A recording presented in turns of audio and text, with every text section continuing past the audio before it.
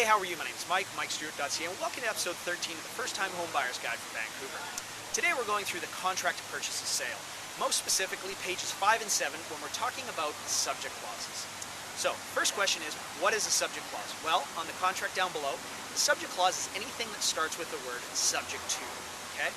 And so an example of a subject to would be subject to the buyer receiving and approving a home inspection on or before April 1st, whatever year this may be.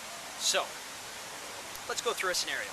The buyer gets an accepted offer on a property, okay, on in the end of March, 7 days before April 1st, whatever year we're in, okay? So there's an accepted offer, and for 7 days, okay, the offer is subject to or conditional, okay?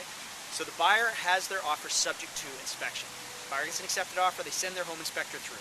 Home inspector comes back and says, you know what, this property is great, I have no concerns about the property.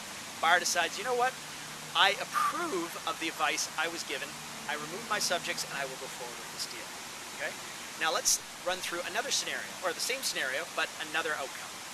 Buyer gets an accepted offer on the property. They have 7 days to get a home inspection and be satisfied with that home inspection. So buyer gets their home inspection after they get their accepted offer. A home inspector comes back and says, you know what, I see no problems with this building. Buyer can say, you know what, I don't approve of that home inspection. I'm not satisfied with that home inspection. I don't like it. I kill the deal. So basically what a subject to in a contract to purchase and sale does is it gives the buyer an out if they're not happy with something to do with the property. And it usually lasts for a period of 7 days.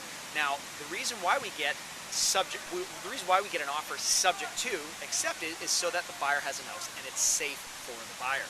So some examples of subjects are subject to financing. So the buyer basically gets an accepted offer, subject to the buyer getting approval from the bank that they can get a mortgage. Subject to a home inspection, like I mentioned before.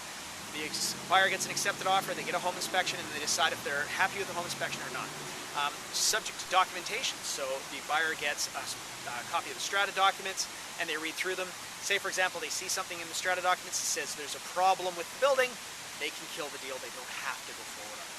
So basically we use subject clauses for safety.